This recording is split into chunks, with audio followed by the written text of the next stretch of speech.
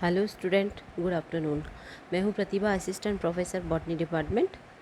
हम BSc third year का botany का पेपर थर्ड जो है प्लांट इकोलॉजी की कम्युनिटी इकोलॉजी पढ़ रहे थे।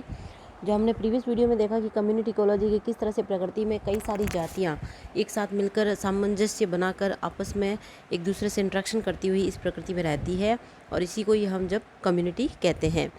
तो प्लांट कम्युनिटी के हम इससे पहले एनालिटिकल जो कैरेक्टर है वो पढ़ चुके हैं, जिसमें हम क्वालिटेटिव कैरेक्टर जो गुणात्मक लक्षण है उनका अध्ययन कर चुके हैं। अब हम पढ़ेंगे quantitative characters of plant community, यानी कि पादप समुदाय के जो गुणात्मक पादप समुदाय के मात्रात्मक लक्षण। अब क्वांटिटेटिव कैरेक्टर्स का क्या मतलब है कि ऐसे लक्षण जिनको हम माप सकते हैं, जिनका मापन संभव है स्टैंडर्ड रूप से, उनको हम कहते हैं क्वांटिटेटिव कैरेक्टर। अब क्वांटिटेटिव कैरेक्टर कौन कौन से हो जाएंगे? Frequency, density, abundance, basal and covering area, etcetera. तो हम सबसे पहले पढ़ेंगे फ्रीक्वेंसी। फ्रीक्वेंसी का नॉर्मल जो शब्दों में हम अगर अर्थ कहें कि कोई भी जो जाति है, किसी भी क्वाड्रेट जब हम स्टडी करेंगे कई सारी क्वाड्रेट्स की, तो वो स्पीसीज़ कितनी फ्रिक्वेंटली उसमें आई है, कितनी बार आई है, कितनी उसकी आवृत्ति है।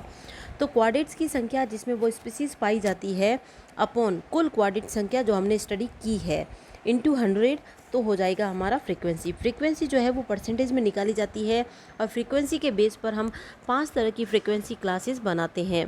पहली है 0 से 20%, इसमें हम ए कैटेगरी को कहते हैं। 21 to 40% B category, 41 to 60% C category, and 61 to 80% D category, and then 81 to 100%, तो ये हो जाएगा ई कैटेगरी। तो इस तरह से अलग अलग जो फ्रीक्वेंसी है कोई भी प्रजाति की, उसकी हम स्टडी करते हैं। अब आवृत्ति जो है वो पादप समुदाय में किसी भी जाति का डिस्पर्सन, यानी कि उसका कितना बिखराव है या कितना उसका परिक्षेपण है, उसको इंगित करता है। किसी भी समुदाय में जो एक जाति है उसका जो प्रतिशत परिक्षेपण है वही उसकी आवृत्ति कहलाती है। अब जब वितरण होता है, डिस्ट्रीब्यूशन होता है, उसमें कई तरह की भिन्नताएं होती है, तो वो किस पे डिपेंड करेगी? क्लाइमेट जो है वो भौतिक या जैविक कारक उसके किस तरह से हैं, उस तरह से। तो अब जब कोई भी पादप समुदाय का क्षेत्र है उसमें उपयुक्त संख्या में जो भी क्वाड्रेट्स हैं उनकी स्टडी कर कर उस जाति की कितनी परसेंटेज है ये निकाल सकते हैं। तो ये हो गया पहला क्वांटिटेटिव कैरेक्टर, फ्रीक्वेंसी। नेक्स्ट जो इसका कैरेक्टर हो जाएगा वो है अबंडेंस, डेंसिटी। डेंसिटी जो है उसके अंदर हम क्या करेंगे कि जो जितनी भी क्वाड्रेट्स जो हम अध्ययन किए गए हैं, कुल क्वाड्रेट्स है, उनकी संख्या के भाग देना है किसके अंदर? सभी क्वाड्रेट्स में जाति के जीवों की संख्या। अब आप कहोगे कि ऊपर भी यही फॉर्मूला, नीचे भी यही फॉर्मूला, कन्फ्यूज़न है। तो कन्फ्यूज़न को दूर निकालने के लिए जो फ्रीक्वेंसी है उसमें आप एक चीज़ देखोगे कि ऊपर भी क्वाड्रेट्स है, नीचे भी क्वाड्रेट्स हैं। हमने उसमें जीवों की संख्या को इंक्लूड नहीं किया है। ऊपर हम क्या क्वाड्रेट्स लिखेंगे? वो क्वाड्रेट्स जिसमें वो स्पीसीज़ पाई गई है अपॉन कुल क्वाड्रेट्स। मान लो कि 10 क्वाड्रेट्स में वो स्पीसीज़ पाई गई है और टोटल थे 100, तो हम क्या करेंगे? 10 अपॉन 100 इंटू 100। तो हमने इसमें कहीं पे भी जीवों की संख्या नहीं ली है फ्रीक्वेंसी में, जबकि हम डेंसिटी में क्या कर रहे हैं?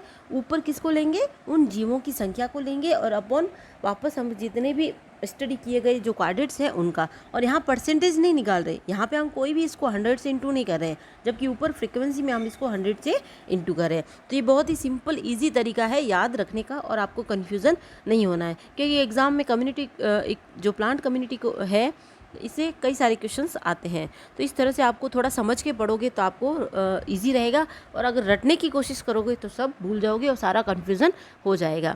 और नेट में भी जो नेट जेआरएफ के एग्ज़ाम्स होते हैं, कोई कॉम्पिटिशन एग्ज़ाम, उसमें भी इस तरह के क्वेश्चंस काफ़ी पूछे जाते हैं। तो यहाँ कन्फ्यूज़न नहीं होना है। फ्रीक्वेंसी जो है वो परसेंटेज बेसिस पे निकाली जाती है, ऊपर भी क्वाड्रेट्स होते हैं, नीचे भी क्वाड्रेट्स।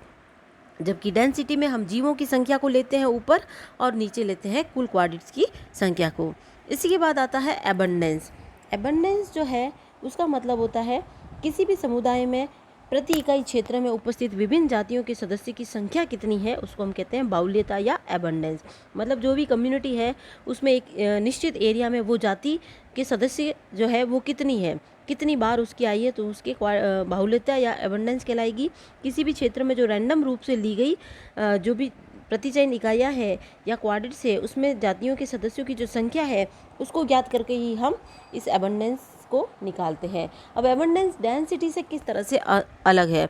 डेंसिटी में हम क्या करते हैं, अपॉन लेते हैं कुल क्वाड्रेट्स की, मतलब कुल क्वाड्रेट्स की एक मिनट, यहाँ देखिए डेंसिटी में हम क्या करते हैं कि सभी क्वाड्रेट्स में जाति के जीवों की संख्या और अपॉन अध्ययन किए गए कुल क्वाड्रेट्स की संख्या। जबकि हम इसमें क्या लेंगे, एबंडेंस में सिर्फ वही क्वाड्रेट्स जिसमें उस जाति के पौधों की संख्या पाई गई थी। अध्ययन किए गए समस्त क्वाड्रेट्स में अमुक जाति के पौधों की कुल संख्या कितनी है, और अपॉन कुल क्वाड्रेट्स की संख्या जिसमें वह जाति पाई गई है। तो यहाँ पे सिर्फ नीचे वही क्वाड्रेट्स लेना है जिसमें वो जाति प्रेजेंट थी। मान लो कि 100 क्वाड्रेट्स थे और 10 में वो जाति प्रेजेंट थी, तो हम अपॉन यहाँ पे 10 ही लेंगे, ना कि 100, क्योंकि हमें सिर्फ वही क्वाड्रेट्स देखने हैं जिसमें वो जाति प्रेजेंट थी।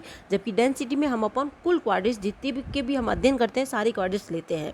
तो ये डेंसिटी और एबंडेंस में फ़र्क है। तो आप इस तरह से एक दूसरे का अंतर करते हुए पढ़ेंगे तो आपको इजीली याद हो जाएगा। तो बाहुल्यता जो है या एबंडेंस जो है वो किसी भी जाति की न्यूमेरिकल स्ट्रेंथ है, उसका जो वर्णन नहीं करती है, उसके साथ ही वह उसके उन क्वाड्रेट्स को भी सम्मिलित किया जाता है जिसमें वो जाति उपस्थित है। तो इस तरह से आप एबंडेंस को डेंसिटी से अलग करके पढ़ सकते हैं और याद कर सकते हैं। डेंसिटी जो है उसके साथ साथ डोमिनेंट, एबंडेंस, फ्रीक्वेंसी, ओकेजनल, ये मतलब सारे जो कैरेक्टर्स है ये सारे चलते हैं। तो ये हो गया एबंडेंस। नेक्स्ट है care and basal area, cover and basal area. Cover का क्या मतलब हुआ कि पौधे के द्वारा जो घेरा गया पूरा क्षेत्रफल है, पूरा एरिया है, वो जो है वो कहलाएगा कवरिंग। यानी कि पौधे ने कितना क्षेत्र घेर रखा है उसको हम कहेंगे कवरिंग एरिया। तो ये क्षेत्र हर्बेज कवर यानी कि पर्णिल आवरण जो है या उसका बेसल एरिया कवर भी हो सकता है। अब पर्णिल आवरण से क्या मतलब है, पर्णिल आवरण जो है उसका मतलब है कि पौधे का वायवीय भागों के द्वारा घेरा गया भूमि का क्षेत्र। यानी कि पौधे के वायवीय भाग का क्या मतलब हो गया, एक तो होता है भूमिगत यानी कि ज़मीन के अंदर, वायवीय मतलब जो हमें बाहर से दिख रहे हैं उनके द्वारा कितना उस भूमि का एरिया घेरा हुआ है वो उसका हर्बेज कवर या पर्णिल आवरण हो गया। अब इसका कवरिंग एवं बेसल एरिया का जो आकलन है वो हम चार्ट, क्वाड्रेट्स या फिर पॉइंट फ्रेम के द्वारा करते हैं। बेसल एरिया का क्या मतलब है कि तने ने कितना भाग वेद के अंदर गया है, यानी कि भूमि के अंदर जो तना है उसने कितना भाग घेर के ज़मीन के अंदर गया है वो उसका बेसल एरिया है। तो पर्णिल आवरण के अतिरिक्त जो भी तना भूमि सतह पर कुछ स्थान को जो घेरेगा, यानी कि तना है, जो मूल संधि है, उसके द्वारा जो भी घेरा गया क्षेत्र है वो उसका बेसल एरिया कहलाएगा। अब बेसल एरिया के आधार पर भी हमने इसको 5 कैटेगरी में बांटा है, A, B, C, D, E। ए का मतलब है 5% हर्बेज कवरिंग, यानी कि 5% से भी कम पर्णिल आवरण वाली जो जातियां हैं वो। बी का मतलब 5 से 25% वाली, सी का मतलब 26 से 50% वाली, और डी का मतलब 51 to 75, और ई का मतलब है 76 to 100%, या ई जो है वो कट गया है लेकिन आप ई कैटेगरी को भी यहाँ शामिल करेंगे। अब हम इसको डायग्राम से समझते हैं। ये देखिए विभिन्न जाति में पर्णिल आवरण व आधारी क्षेत्र में क्या संबंध है। तो सबसे बड़ा जो होता है कम्युनिटी में वो ट्री होता है, सबसे डोमिनेट भी होता है। अलग अलग जगह के लिए अलग अलग हो सकता है, बस जैसे ज़्यादातर हम इसको ट्री को मानते हैं। तो ट्री जो है उसका कितना एरिया जो है ऊपर का वायवीय भाग वो उसको घेरा हुआ वो तो उसका पर्णिल आवरण हो गया, और उसका तना जो है वो कितना भाग को घेर के अंदर की ओर गया वो उसका बेसल एरिया है। इसी तरह से श्रब्स का है, शूप का है, देन हर्ब्स शाक का है। तो ये अलग अलग तरह का बेसल जो एरिया है और हर्बेज कवरिंग एरिया जो है वो शो हो रहा है इस डायग्राम से।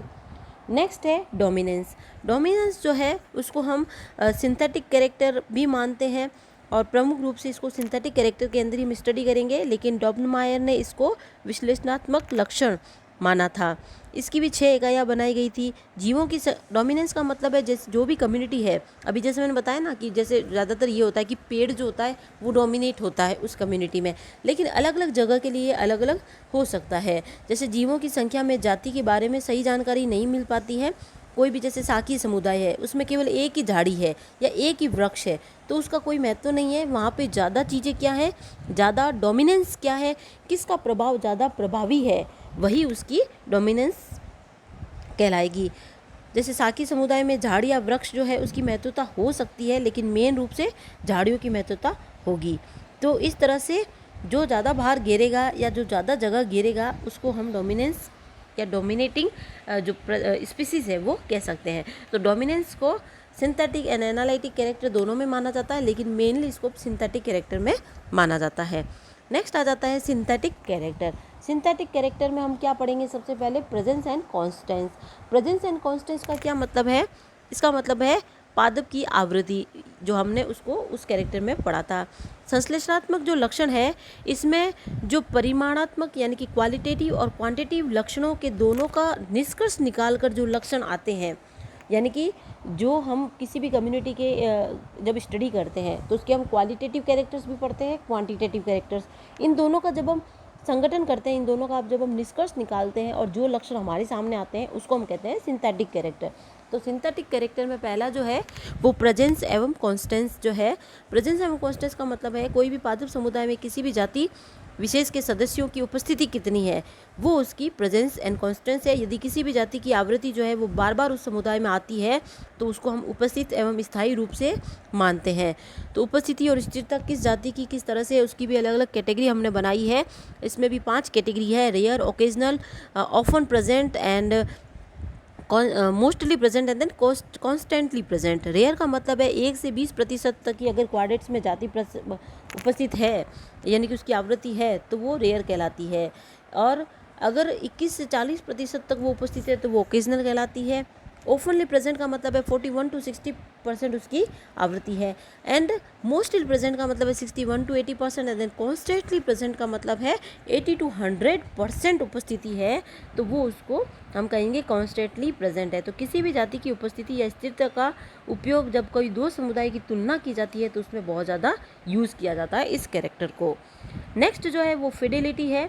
फिडेलिटी का मतलब होता है किसी भी जाति के वितरण की सीमा, किसी भी जाति के जो वितरण की सीमा जो है, या किसी भी जातियों के निश्चित प्रकार के समुदाय में वितरण किस तरह का है, उस वितरण का प्रतिबंधन कहाँ तक है, उसको हम कहते हैं निष्ठा, यानी कि वास्तनिष्ठा या संलग्नता। तो इसको आप इस तरह से समझ सकते हैं, जैसे कोई एक जाति है वो किसी भी एक समुदाय में स्थित है तो उसको हम कहेंगे उसकी फिडिलिटी। कुछ जातियाँ इतनी सामान्य होती है कि वो सभी समुदाय में होती है, लेकिन कुछ जातियाँ विशेष समुदायों में ही पाई जाती है। तो ये जो संबंध है उसी को हम कहते हैं फिडिलिटी। फिडिलिटी जो है उसको हम एफ से शो करते हैं। इसकी भी 5 कैटेगरी है। ये देखिए, ये जो एक बुक है उसका मैंने डायग्राम ले से आपको बहुत ही इजीली समझ में आ जाएगा। F1 का मतलब अनजान, स्ट्रेंजर। उस कम्युनिटी के लिए ये प्लांट जो है वो स्ट्रेंजर है। तो संयोगवश उपस्थित वो पादप है, मतलब पाया नहीं जाता है नॉर्मली, लेकिन संयोग रूप से ही वहाँ पे उपस्थित है। F2 का मतलब उदासीन है। ऐसे पादप जो कभी भी पाए जा सकते हैं परंतु किसी खास समुदाय से वे संबंधित नहीं होते हैं। F3 का मतलब है वे जातियाँ जो अनेक समुदाय में पाई जाती है लेकिन कुछ समुदाय में वे बहुल्यता से मिल जाती है। F4 है चयनित या सेलेक्टिव। जो जातियाँ कुछ विशेष समुदायों में ही पाई जाती है लेकिन कभी कभी अन्य समुदायों में भी मिल सकती है, उसको हम कहेंगे F4 यानी कि selective. And then F5 exclusive. ये बस विशेष समुदाय में ही पाई जाती है, सब जगह नहीं पाई जाती है, इसको हम कहते हैं एक्सक्लूसिव। तो इस तरह से इसकी 5 कैटेगरी होगी: stranger, indifferent, preferential, selective and exclusive. तो ये हो गया इसका सेकंड कैरेक्टर। ये क्वेश्चन आ चुका है कई बार कि प्लांट कम्युनिटी के सिंथेटिक कैरेक्टर्स का वर्णन कीजिए। तो आप इसको बहुत ही इजीली पढ़ेंगे, तो ये बहुत अच्छा क्वेश्चन है और नंबरिंग क्वेश्चन है, आप इसमें अच्छे से नंबर पा सकते हैं। इसको थोड़ा सा समझेंगे तो आपकी इजीली समझ में आ जाएगा। नेक्स्ट जो तीसरा कैरेक्टर है वो है प्रबलता या डोमिनेंस। जैसे हमने पहले बात की थी कि डॉब्नेमायर ने इसको एनालिटिकल कैरेक्टर में माना था, लेकिन ये मेनली एक सिंथेटिक कैरेक्टर है। जो मतलब इसका मतलब है कि इसका वर्णन जो है वो मेनली सिंथेटिक कैरेक्टर्स में ही आएगा। अब इसमें क्या होगा कि इसके अगर जैसे हमें निकालना है किसी की रिलेटिव डेंसिटी, तो जातियों का घनत्व अपॉन सभी जातियों का कुल घनत्व इंटू 100। तो इसकी व्याख्या जो है हम क्वांटिटेटिव क्वालिटेटिव दोनों कैरेक्टर्स में करते हैं। इसको किस संबंध में मानते हैं? कोई भी प्लांट है उसकी डेंसिटी कितनी ज़्यादा है, उसकी फ्रीक्वेंसी कितनी ज़्यादा है, उसकी डोमिनेंस मूल्य कितना है, तो उसी पे ही वो जाति डोमिनेंस कहलाएगी। Thank you so much.